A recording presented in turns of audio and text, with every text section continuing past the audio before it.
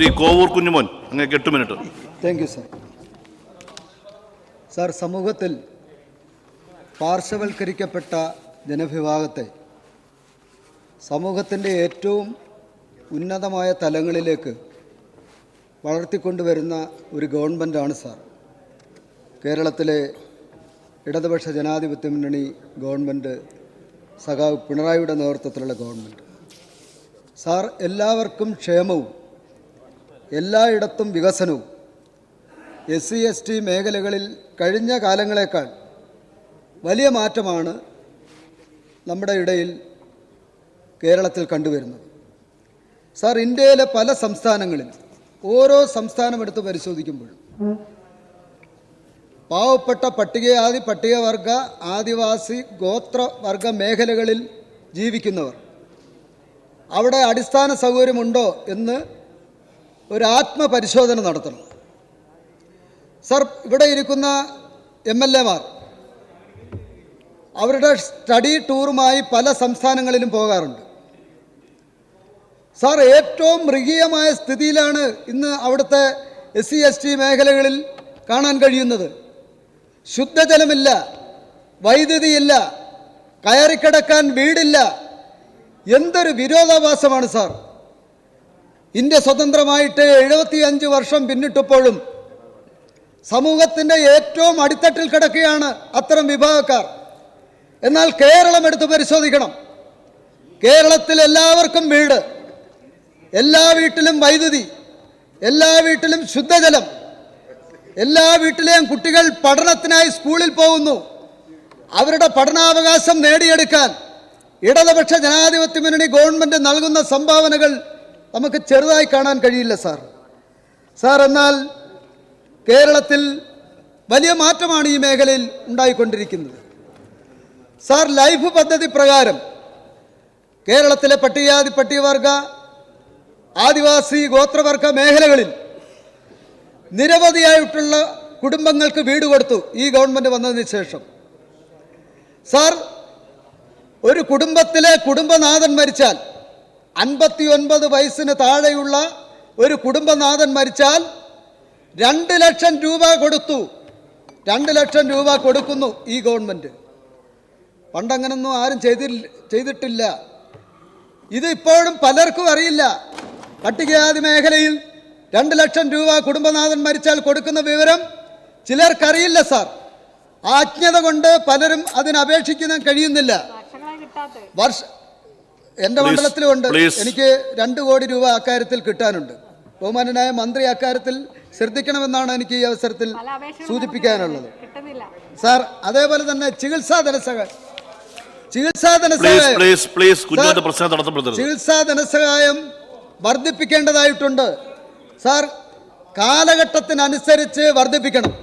അതേപോലെ തന്നെ വീടെന്ന സ്വപ്നം സാർ, ഇപ്പോൾ ഗവൺമെൻറ് കൊടുക്കുന്നത് വെറും 4 ലക്ഷം രൂപയാണ്. ഈ മെറ്റീരിയൽസിൻ്റെ വില വലിയ വർധനമാണ് സാർ. 4 ലക്ഷം രൂപ കൊണ്ട് വീട് നിർമ്മിക്കാൻ കഴിയില്ല. ഫൗണ്ടേഷൻ ബേസ്മെൻറ്റ് കെട്ടുന്നതോടുകൂടി 4 ലക്ഷം തീർന്നു. ഒരു വലിയ ദയനീയമായിട്ടുള്ള അവസ്ഥയാണ് സാർ. ഇന്ത്യയിൽ സംവരണം ഉണ്ടല്ലോ, നമ്മുടെ ഭരണഘടനാ പ്രകാരമുള്ള സംവരണം. സാർ, ഇന്ത്യയിൽ 74 പട്ടികജാതി, പട്ടികവർഗ, ഗോത്രവർഗ, ആദിവാസി മേഖലകൾക്ക് വെറും 8% സംവരണം. മനസ്സിലാക്കാൻ വേണ്ടി പറയുക, 74 ജാതിക്കാർക്ക് 8% ഇപ്പോഴും സംവരണം. അത് വർദ്ധിപ്പിക്കുന്നതിനുള്ള നിയമനിർമ്മാണം ഈ നിയമസഭ പാസാക്കി സെൻട്രൽ ഗവൺമെൻറ് കൊടുക്കണം സാർ. 8% സംവരണം കൊണ്ട് എത്ര പേർക്ക് ജീവിക്കാൻ കഴിയും? ഞാനിത് ഈ നിയമസഭയിൽ പറയുന്നത് വളരെ ബുദ്ധിമുട്ടും പ്രയാസവും കഷ്ടപ്പാടും യാതനയും പ്രയാസവും അനുഭവിക്കുന്ന കുടുംബങ്ങൾ ഇന്നും കേരളത്തിലുണ്ട്. അവരെ സമൂഹത്തിൻ്റെ മുഖ്യധാരയിൽ വളർത്തിയെടുക്കണം. അതാണ് എല്ലാവരുടെയും ആഗ്രഹം. അത് ഭരണപക്ഷമോ പ്രതിപക്ഷമോ എന്നോ വ്യത്യാസം നോക്കാതെ അവരെ സമൂഹത്തിൻ്റെ ഉന്നതിയിലേക്ക് നയിക്കാൻ നമുക്ക് കഴിയണം സാർ. ഒരു കാലഘട്ടത്തിൽ ജീവിക്കാൻ കഴിയാത്തവർ വഴിയിലൂടെ സഞ്ചരിക്കാൻ കഴിയുമായിരുന്നില്ല. ആരാധന സ്വാതന്ത്ര്യമില്ലായിരുന്നു. ഒരു പാവപ്പെട്ട വീട്ടിലെ കുട്ടി പ്രായമായി കഴിഞ്ഞാൽ ആ പ്രായമായ കുട്ടിക്ക് മാറുമറയ്ക്കാനുള്ള അവകാശം ഈ ഭൂമിയിൽ നിക്ഷിപ്തമായിരുന്നില്ല സാർ. അതെല്ലാം മാറ്റിയെടുത്തില്ലേ?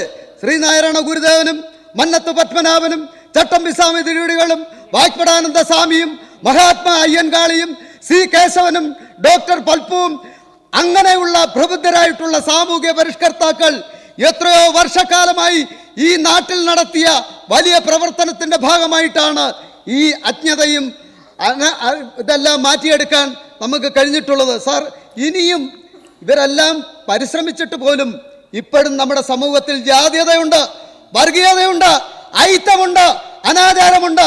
അതെല്ലാം തുടച്ചു മാറ്റാൻ നമുക്ക് കഴിയണം സാർ. അതിനുവേണ്ടിയാണ് നാം പ്രവർത്തിക്കേണ്ടുന്നത്. അല്ലാതെ ഓരോ കുടുംബത്തിൻ്റെയും വളർച്ചയും ശേഷിയുമല്ല നാം ആഗ്രഹിക്കുന്നത്. പരസഹായം കൊടുക്കണം അവർക്ക്. അന്യാധീനപ്പെട്ടു പോകുന്ന ഭൂമി ഗവൺമെന്റ് തിരിച്ചു പിടിക്കണം. പാവപ്പെട്ടവർക്ക് കൊടുക്കണം. ആദിവാസികൾക്ക് കൊടുക്കാനുള്ള ഭൂമി കൊടുക്കണം. പട്ടികജാതി പട്ടികവർഗ വിഭാഗത്തിൽ പെടുന്നവർക്ക് ഭൂമി കൊടുക്കണം സാർ. അതാണ് നമ്മുടെ അന്തസ്സ്. അതാണ് ഇന്ത്യൻ ഭരണഘടന പോലും നമ്മളെ അറിയിക്കുന്നത്. അതാണ് സാർ നമ്മുടെ സ്വയം പര്യാപ്ത അംബേദ്കർ ഗ്രാമം. ഒരു നല്ല ആശയമാണ്. ഞാൻ നിർത്തിയാക്കും. നല്ല ആശയമാണ് സാർ. അവിടെ ഞാൻ ഉദ്യോഗസ്ഥന്മാരെ അങ്ങനെ പഴിക്കുന്നില്ല, എങ്കിലും ചില പ്രവൃത്തികൾ സുഗമമായി 140 മണ്ഡലങ്ങളിലും അനുവദിക്കപ്പെട്ട 1 കോടി രൂപയുടെ വർക്ക് വളരെ പെൻഡിംഗ് ആണ്. എൻ്റെ മണ്ഡലത്തിലുമുണ്ട്, വളരെ പെൻഡിംഗ് ആണ്. ആ 1 കോടി രൂപ കൊണ്ട് ബഹുമാനപ്പെട്ട വിഷ്ണുനാഥ് പറഞ്ഞതുപോലെ 1 കോടി രൂപ കൊണ്ട് ഒരു റോഡ് പോലും നിർമ്മിക്കാൻ കഴിയുന്നില്ല. ഒരു സാംസ്കാരിക നിലയം അത്തരം ഞങ്ങളൊക്കെ MLA ഫണ്ട് കൂടെ കൊടുത്തിട്ട് ആ പ്രവൃത്തി പൂർത്തീകരിക്കുന്നത് സാർ. അതുകൊണ്ട് ബഹുമാന്യനായ മന്ത്രി ഈ 1 കോടി എന്നുള്ളത് ഒന്ന് വർദ്ധിപ്പിച്ചാൽ വലിയ ഗുണകരമായി തീരും എന്നാണ് എനിക്ക് ഈ അവസരത്തിൽ സൂചിപ്പിക്കാനുള്ളത്. സാർ, വൈദ്യുതി എത്താത്ത മേഖലകൾ ഇപ്പോഴുമുണ്ട്. ആ വൈദ്യുതി എത്താത്ത മേഖലകളിൽ നമുക്ക് വൈദ്യുതി കൊടുക്കേണ്ടതായിട്ടുണ്ട്. അതിന് അങ്ങ് തയ്യാറാകണം.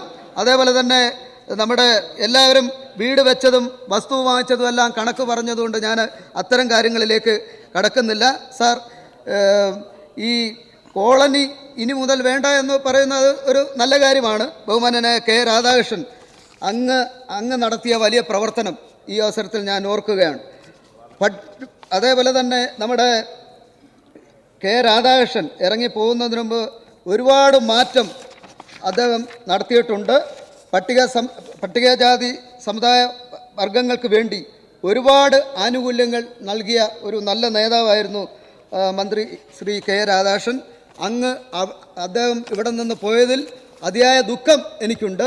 എന്നാലും അദ്ദേഹം തുടങ്ങി വെച്ച പ്രവർത്തനങ്ങൾ പൂർത്തീകരിക്കാൻ ഏറ്റവും സമർത്ഥനായ മന്ത്രിയാണ് കേളുവേട്ടൻ. വളരെ നന്നായി നല്ല നിലയിൽ പ്രവർത്തിക്കാൻ അങ്ങയ്ക്ക് കഴിയും. വളരെ ഈ സമുദായത്തിൻ്റെ മാത്രമല്ല പട്ടികജാതി പട്ടികവർഗ വിഭാഗത്തിൽപ്പെട്ടവരുടെ സാമൂഹ്യ നീതി ഉറപ്പുവരുത്താൻ കഴിയണം സാർ. സാമൂഹ്യ നീതി ഇപ്പോഴും കിട്ടുന്നില്ല എന്നുള്ള ഒരു പരാതി കൂടിയാണ് ഞാൻ ഇവിടെ പറയുന്നത്. ആ വിഭാഗങ്ങൾക്ക് സാമൂഹ്യ നീതി ഉറപ്പാക്കാൻ കഴിയുന്ന തരത്തിലേക്കുള്ള ഇടപെടലുകൾ നടത്താൻ അങ്ങ് തയ്യാറാകണം എന്നുകൂടി ഈ അവസരത്തിൽ അറിയിച്ചുകൊണ്ട് ഇവിടെ അവതരിപ്പിച്ച ഈ 2 ഡിമാൻഡുകളെയും ഞാൻ അംഗീകരിക്കുന്നു. ഇടതുപക്ഷ ജനാധിപത്യ മുന്നണി ഗവൺമെന്റ് വരും നാളിൽ ഊർജ്ജസ്വലതയോടുകൂടി തീപ്പന്തമായി വളർന്നു വരും സാർ. ഒരു തർക്കവും വേണ്ട. UDFും BJPയും പറയുന്നത് പോലെ ഞങ്ങൾ അങ്ങ് തകർന്നു പോയി എന്ന് നിങ്ങൾ ആരും ധരിക്കണ്ട. ഞങ്ങൾ ഒരു ഫീനിക്സ് പക്ഷിയെ പോലെ ഉയർന്നെഴുന്നേറ്റ് വരും. ഒരു തർക്കവും വേണ്ട. അത് ഈ ഡിമാൻഡുകളെ അംഗീകരിച്ചുകൊണ്ട് ഞാൻ എൻ്റെ വർത്തമാനം അവസാനിപ്പിക്കുന്നു.